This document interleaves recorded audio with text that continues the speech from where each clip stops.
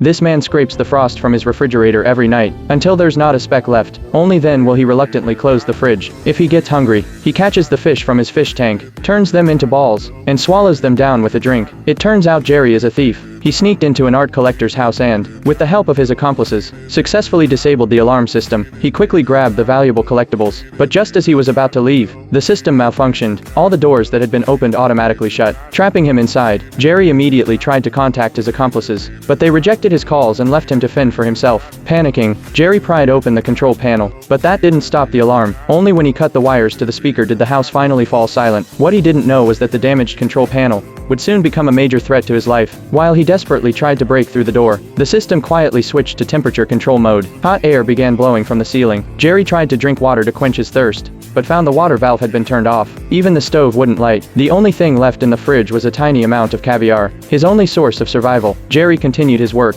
trying to break the door down. After a while, he realized there was an iron door hidden behind the wooden one. At his wit's end, he sought help from his accomplices, but they had already abandoned him and fled. With no other option, Jerry decided to sleep for a while. The next morning, he heard the sound of a helicopter outside. He rushed out, but then realized he couldn't hear any sound from inside the house. Jerry carefully examined the structure of the house and suspected that the glass ceiling might be his only way out. He moved all the tables beneath it to climb up, but soon grew exhausted and went to the bathtub for water. Unfortunately, it was filled with seawater, undrinkable, so he had no choice but to eat the ice cubes to cool down and quench his thirst. It was a ridiculous sight. In such a luxurious house, there wasn't even drinkable water. With no time left to lose, Jerry tried to use a rope and iron wire to reach the ceiling, but still couldn't touch it. Meanwhile, the malfunctioning system raised the temperature to 38 degrees C. It was unbearable, so Jerry had to crawl into the fridge to cool off, and even ate all the frost inside. At that moment, he heard the sound of water spraying outside. He rushed out and discovered it was the automatic irrigation system watering the plants. That gave Jerry a temporary chance to survive.